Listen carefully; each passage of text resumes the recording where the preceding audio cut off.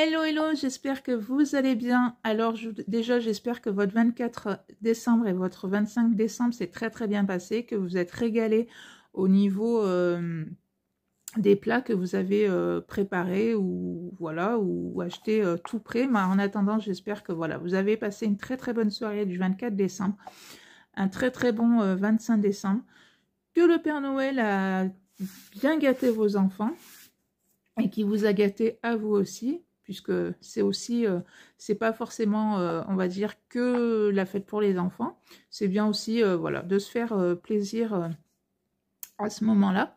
Donc voilà. Donc on part pour mon budget du mois de janvier, puisque forcément janvier maintenant va arriver à grands pas. Donc pour moi, ça y est, mon budget est fait. Peut-être que pour vous, il est en train de se faire, ou peut-être pas encore, si vous êtes peut-être en vacances et que vous allez peut-être en profiter justement pour le faire. Donc voilà. Alors pour rappel, nous sommes 4 à la maison. Avec mon conjoint, on a chacun son compte bancaire. Nous, ça nous va tout à fait. Voilà, c'est très bien comme ça.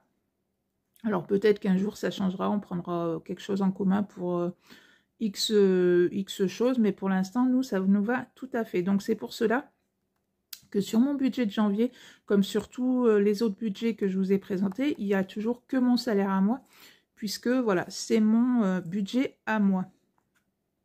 Pour rappel aussi, on n'a pas de loyer à payer, ni de crédit immobilier à rembourser, puisque on a, enfin, mon compagnon a eu en donation la maison de ses grands-parents. Donc du coup, voilà, on ne paye pas de loyer ni de crédit immobilier. Je vais y arriver. Donc c'est vrai que c'est une énorme chance qu'on a, puisque ça fait déjà une très belle économie. Alors après, bien évidemment, la maison, on la met à notre goût. On met un peu tous les mois de côté pour acheter, par exemple, pour refaire une chambre. L'argent qu'il nous faut pour refaire telle ou telle pièce, pour éviter de, voilà, de faire un crédit à la banque pour au niveau des travaux. Si bien évidemment arrivera un moment où il nous faut vraiment une grosse somme pour X choses, après je vois pas trop, puisque la cuisine, on l'a déjà refaite entièrement. Donc ça, c'est vrai que ça avait demandé une certaine somme. Après, voilà, entre guillemets, c'est des sommes moins importantes que ce qu'on a pu mettre dans la cuisine. Donc voilà, pour l'instant, écoutez, si voilà, à un moment on a besoin de faire un crédit pour des travaux, on le fera. Mais tant qu'on peut y arriver sans faire de travaux, pour nous, c'est l'essentiel. Donc voilà. Alors, au niveau de mon salaire, donc j'ai un salaire de 1800 € tous les mois. Il va me rester donc fin décembre, donc 600 € sur mon compte. Donc ce qui me fait un total de 2400 €. Ensuite, dans mes charges, donc j'ai le téléphone, donc c'est les portables, donc moi et mes enfants. Donc j'en ai pour 56 €. La mutuelle, bah, bien évidemment, on arrive au mois de janvier, le mois où tout augmente, la mutuelle en fait partie. Donc ça me fait 97 € tous les mois maintenant, enfin à partir du mois de janvier. Au niveau des box, donc ça c'est pour box beauté et box bijoux, j'en ai pour 67 €. L'argent de poche pour ma fille, donc c'est 40 €. Au niveau des transports, j'en ai pour 100 €. Assurance, donc ça c'est toute assurance confondue, j'en ai pour 100 €.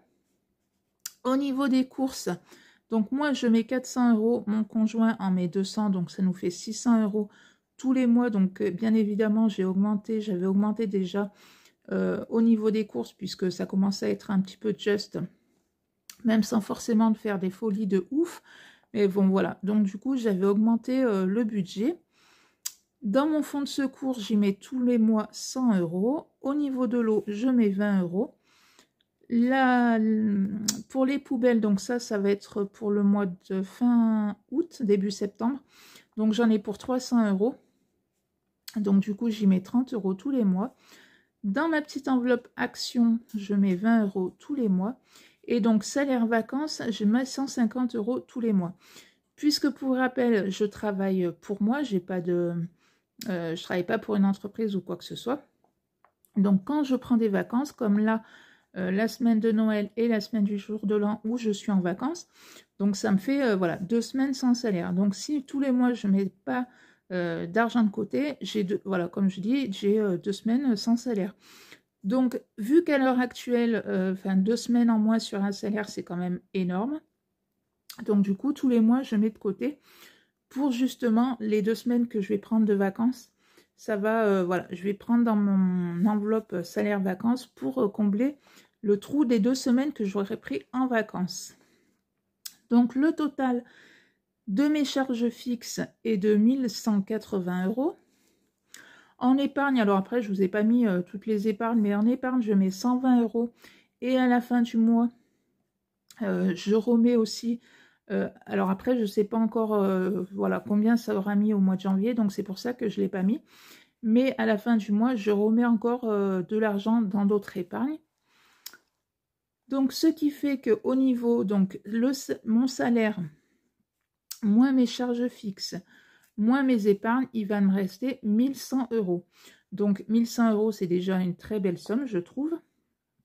Mais dans les 1100 €, comme je vous ai dit, si admettons on veut se faire un resto, un ciné, n'importe quelle sortie, je sais pas, ça va être pour tout et n'importe quoi, oui. Par exemple, un peu pour les travaux. Après, je sais, enfin, voilà. Voilà, comme je vous dis, pour tout et n'importe quoi. Donc voilà, à la fin, il ne va pas me rester effectivement 1100 €. Mais je sais que, alors moi, ce que je fais, c'est que je me limite, voilà. Je me dis que voilà, je ne veux pas dépasser, d'être en dessous des 600 €. Donc voilà, je fais 1100 moins 600, je sais combien je vais pouvoir, on va dire, dépenser en tout.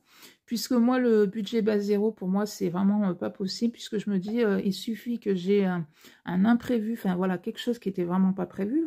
Forcément, c'est pour ça qu'on a inventé ce mot imprévu. Et voilà, je préfère qu'il y ait toujours de l'argent sur mon compte au cas où que j'ai un imprévu. Et me dire, c'est pas grave, puisque voilà, sur mon compte, j'ai quand même une jolie somme que je pourrais payer et je ne serais pas en stress à me dire, ah ouais, non, mais attends, là, j'ai quand même 0 € sur mon compte, comment je vais faire pour payer X ou Y chose. Donc, c'est pour ça. Mais après, si vous faites le budget bas zéro, franchement, moi, je vous dis bravo parce que c'est quelque chose que moi, je pourrais absolument pas faire. Donc, voilà. Donc, voilà, pour l'instant, il va me rester, je sais que, voilà, j'ai 1100 € sur mon compte et que, voilà, alors après, peut-être...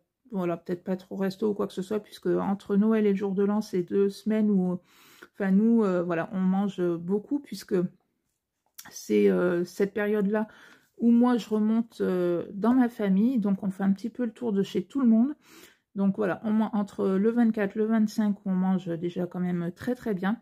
Et puis après, voilà, en allant chez les uns ou chez les autres, on continue à manger. Donc on va dire que resto au mois de janvier... on va peut-être s'en passer un petit peu. Bon, après, c'est pas trop grave, puisque, voilà, on aura quand même bien profité pendant 2 semaines. Donc, ce qui est déjà pas mal. Donc, voilà mon petit budget pour le mois de janvier. Comme je vous ai dit, peut-être que vous aussi, vous l'avez fait. Donc, n'hésitez pas à me dire tout ça en commentaire. Ou si alors vous êtes en préparation de votre budget pour le mois de janvier. Mais au moins, c'est vrai que ça permet de voir où est-ce qu'on en est. Et surtout, voilà, ne pas se retrouver dans le rouge à la fin du mois. Donc voilà, ben écoutez, si ma petite vidéo vous a plu, ben n'hésitez pas à la liker. Et puis ben moi, je vous dis à l'année prochaine pour une prochaine vidéo. Bye bye!